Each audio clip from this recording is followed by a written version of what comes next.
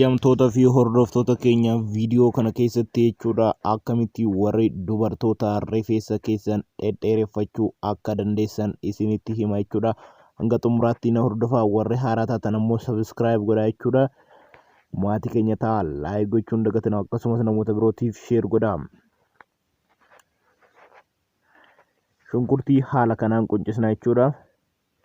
Kinootii haala kanaan qola isaa gubbaa irraa kaasna hankeessa qofa barbaanna. Ergasii haala kanaan karattafnaa jechuudha. Xixiqqeessina.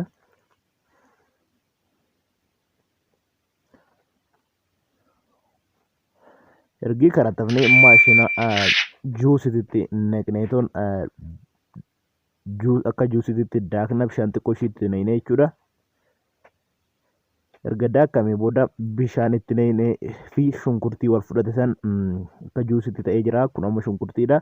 Keessa cuunfina.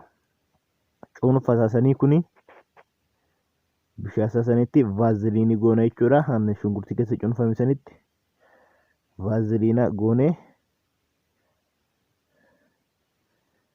Asitti immoo bishaan danfaa naqanna. Akka vaaziliinichi wal nu nyaatu jechuudha. Saayinii keenya san akka nuuf ho'isu jechuudha. Amma ta'e tokko akka baay'ee sin ho'ine saayinitti akka nu ho'isuuf maafi saayinitti akka nu ho'isu itti godhanna jechuudha.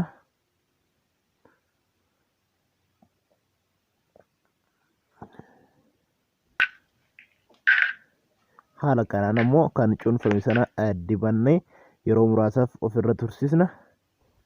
Faayidaa wantoota kanaa guddaan jechuudha. Suuqidhaa bituu hin dhamaatanii. Shunkurtiis ishiroodhaa anuma manatti bitamu jechuudha. Mataa tokko qofa.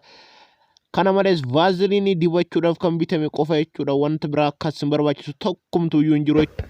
Viidiyoon keenya har'aaf isiniif qabannee dhiyaanne kanuma. Waan hanga dhumaatti nu duukaa buutanii nu hordoftaniif guddaa galatoomaa. Viidiyoo kana like share gochuu hin dagatina. Horaa bulaa deebana.